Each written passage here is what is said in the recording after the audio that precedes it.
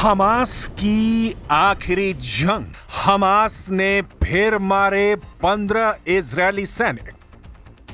Merkava tank के इस video को दिल थाम कर देखिएगा। यह वीडियो हमास के प्रतिशोध का है। यह वीडियो गाजा से आया। गाजा में हमास इजरायल को कितनी गहरी चोट दे रहा है, उसे समझने के लिए आपको इस वीडियो को देखना जरूरी है। इजरायल का बुलडोजर एक बख्तरबंद गाड़ी को खींच कर ले जा रहा है। इन दोनों के पीछे आ रहा है इजरायल का शक्तिशाली टैंक मरकावा। और फिर वही होता है जिसके बारे में सपने में भी नेतन्याहू की फोर्स सोच नहीं सकती थी।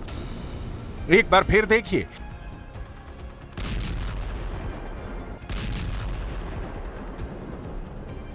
करीब 800 टैंक और बख्तरबंद गाड़ी तबाह होने के बाद भी इजरायल गाजा में लड़ रहा है।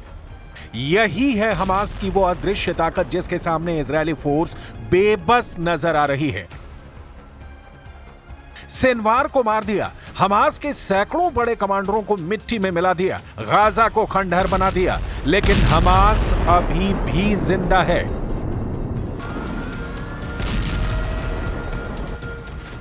और हमास का जिंदा होना ही नेतन्याहू की सबसे बड़ी हार है।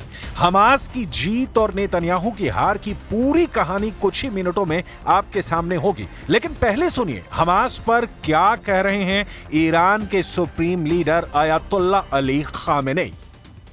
بله شخصیت برجسته و مهمی مثل جناب سید حسن نصرالله یا جناب سید هاشم صفی الدین و امثال اینها در بین اونها نیستند، اما खामेनेई ईरान से 1800 किलोमीटर दूर ऑपरेशन कर रहे हमास के लिए दुआ कर रहे हैं। इस बीच इजरायल के लिए गाजा से बहुत बुरी खबरें आई हैं। हमास ने बेत लाहिया में 15 इजरायली सैनिकों को मार गिराया। हमास की अल कस्साम ब्रिगेड ने ऑपरेशन को अंजाम दिया। सफातवी में मरकावा टैंक पर भी निशाना साधा। जबालिया में मोर्टार से इजरायली सैनिकों और गाड़ियों को निशाना बनाया गया।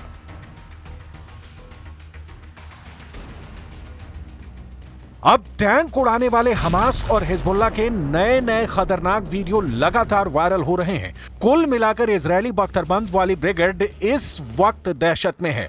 मरकावा टैंक और नेमर बख्तरबंद गाड़ियों का गाजा के अंदरूनी इलाकों में टहलना भी आसान नहीं है। हालांकि नेतन्याहू की फौज लगातार दावा कर रही है कि सिनवार को खत्म करने के साथ उसने हमास की कमर तोड़कर रख दी है। हाल में इजरायल ने अपना एक बड़ा अफसर हमास के एंटी टैंक दस्ते के हमले में खोया है। गाजा के जबालिया में हमास ने अचानक इजरायल की फोर्स पर हमला बोला और फिर इजरायल का बड़ा कमांडर मारा गया। 41 साल के कर्नल एहसन दाक्सा 401वीं ब्रिगेड के कमांडर थे। गाजा और लेबनान फ्रंट का लंबा अनुभव था। हमास ने इस अफसर को टारगेट बनाया और इजरायल को एक बहुत बड़ा जख्म दे दिया। गाजा के जबालिया में इजरायल का मरकावा टैंक घूम रहा था, तभी हमास के एंटी टैंक दस्ते ने मरकावा टैंक पर थर्मोबैरिक रॉकेट से हमला किया। इसी दौरान वहां खड़े कर्नल एहसन दाक्सा और उनके 2 और अफसर बुरी तरह से घायल हो गए। सबको फौरन रेस्क्यू किया गया, लेकिन इजरायल की फौज कर्नल एहसन दाक्सा को बचा नहीं पाई।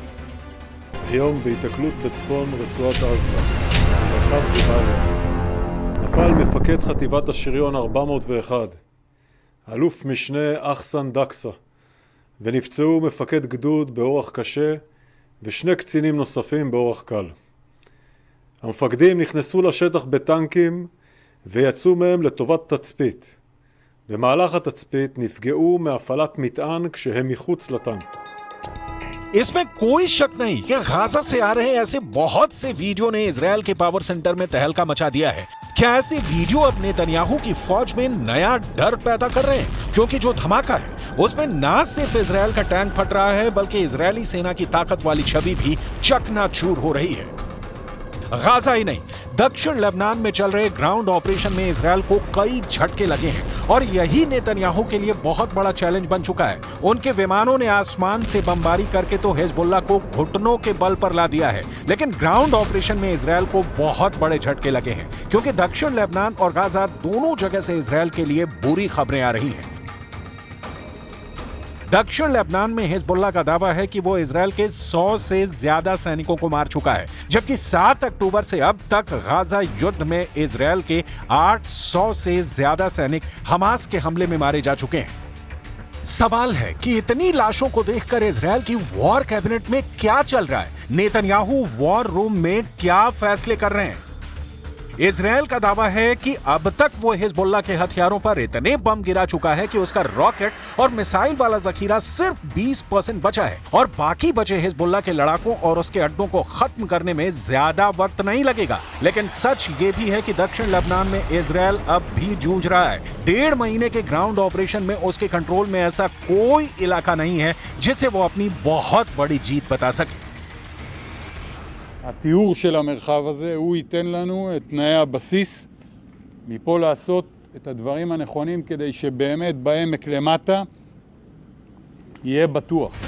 नेतन्याहू के जनरल बड़े बड़े दावे कर रहे हैं, लेकिन सच यह है कि खंडहर बन चुके गाजा और लेबनान के कई बड़े इलाकों ने अब भी इजरायल की सेना की नींद उड़ाई हुई है। गाजा और लेबनान में लाशों का पहाड़ खड़ा करने के बावजूद हमास भी बाकी है और हिजबुल्लाह भी। इजरायल के लिए मैसेज साफ है, लेबनान और गाजा में जितने इजरायली टैंक फट रहे हैं, ऐसे हर धमाकों के साथ साबित हो रहा है कि हिजबुल्लाह और हमास कमजोर नहीं हुए हैं। नसरल्लाह और सिनवार के मारे जाने के बावजूद दोनों की ताकत बरकरार है। एक तरफ लेबनान में ग्राउंड ऑपरेशन में इजरायल की सेना लगातार हमले झेल रही है, तो दूसरी तरफ गाजा में इजरायल के टैंक और बख्तरबंद गाड़ियां रोज फोड़ी जा रही हैं। बेंजामिन नेतन्याहू की सेना ने पूरे गाजा को मिट्टी में तब्दील कर दिया है और बेरूत का भी यही हाल है। दक्षिण लेबनान में तो हिजबुल्लाह के छापामार लड़ाकों ने इजरायल को फंसा कर रख दिया है। इजरायल के नए रक्षा मंत्री इजरायल काट्ज दावा कर रहे हैं कि हिजबुल्लाह हार चुका है, लेकिन दूसरा सच यह भी है कि दक्षिण लेबनान में इजरायल की फौज अब भी ग्राउंड ऑपरेशन कर रही है। बेरूत पर अब भी बम गिराए जा रहे हैं। क्या लेबनान में नेतन्याहू का युद्ध वाला मकसद पूरा हो चुका है? इस सवाल के 5 जवाब हैं जो नेतन्याहू को बहुत ज्यादा परेशान कर सकते हैं। इसकी पूरी गारंटी है। पहला जवाब, हसन नसरल्लाह के इजरायल के हमले में मौत हो चुकी है। उत्तरी इजरायल में अब भी हिजबुल्लाह के बम फट रहे हैं। तीसरा जवाब, लेबनान में 3,500 लोगों की मौत हो चुकी है, लेकिन इजरायल का युद्ध जारी है। चौथा जवाब, 1.25 महीने बाद भी इजरायल का लेबनान में ग्राउंड ऑपरेशन चल रहा है। पांचवा जवाब, हिजबुल्लाह के कई कमांडर मारे जाने के बावजूद उसकी लीडरशिप बरकरार है। با قوت با قدرت تداوم داره، هم در لبنان هم در غزه و فلسطین. این مجاهدت ها قطعاً به دنبال خود پیروزی حق را، پیروزی جبهه حق را. अब इजरायल से आई इन तस्वीरों को देखिए। इजरायल में लगातार नेतन्याहू के खिलाफ प्रदर्शन हो रहे हैं। लोग युद्ध खत्म कर बंधकों की रिहाई की मांग कर रहे हैं। Here, close to the Prime Minister house, to try and continue and protest, try to continue and advocate for our children. We have no other choice. Today we just got another obstacle, the sacking of the Minister of Defense, Gallant. सिर्फ लोग ही नहीं, यो Gallant के पक्ष में Israel का विपक्ष भी आ चुका है। פיטורי שר הביטחון גלנט אתמול הם מעשה טירוף של ראש ממשלה לא כשיר. באמצע מלחמה, בזמן שישראל נלחמת ב7 חזיתות, נתניהו החליש ופגע בצה"ל, בכוחות הלוחמים, רק כדי להעביר את חוקי ההשתמטות. जंग अपनी जगह है, लेकिन इंसानियत और मानवीयता अपनी जगह। लेकिन इस जंग में सब स्वाहा हो चुका है। बड़े, बुजुर्ग, बच्चे, महिलाएं, सबके सामने दो तरफा मौत खड़ी है। 400 दिन की जंग, भूख से मर रहा गाजा। पूरे गाजा पट्टी में हो रहे हमलों पर ना तो कोई सवाल पूछने वाला है और ना ही कोई जवाब देने वाला है। हालात बद से बदतर हैं। जरा ये वीडियो देखिए। भूखे फिलिस्तीनी एक एक रोटी के लिए तरस रहे हैं। ये तस्वीरें गाजा में दीर अल बला इलाके की हैं, जहां सैकड़ों लोग एक रोटी हासिल करने के लिए जुटे हुए हैं। भूखे पेट रोटी के लिए भयंकर धक्का मुक्की करते ये फिलिस्तीनी 400 दिन से ज्यादा की जंग में इतने बेबस और लाचार हो चुके हैं।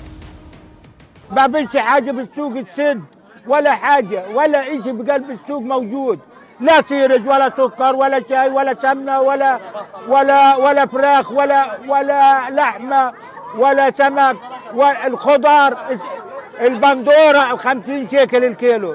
من وين نجيب يا عمي؟ معناش. احنا مش عارفين وين بدنا نروح، يعني عن جد احنا مش عارفين ايش الحل اللي وصلنا لها. اقسم بربي يعني احنا بنمر باصعب او مواقف واصعب ايام، حتى ان الاحتلال اخذ اخويا بحطوا كل الشباب على شقه. इजरायल पर पिछले 7 अक्टूबर के हमले के बाद से 1 साल से ज्यादा का वक्त बीत चुका है, लेकिन अब भी गाजा में हमास के कब्जे में 97 बंधक कैद हैं। रिपोर्ट्स के मुताबिक कुल बंधकों में से 33 की मौत हो चुकी है। प्रदर्शनकारी चाहते हैं कि हमास के साथ युद्ध विराम का समझौता हो ताकि बंधकों को छुड़ाया जा सके, लेकिन युद्ध रुकेगा ऐसा लगता नहीं, क्योंकि ट्रंप के चुनाव जीतने के बाद इजरायल हमास और हिजबुल्लाह पर और भी ज्यादा हमलावर हो चुका है।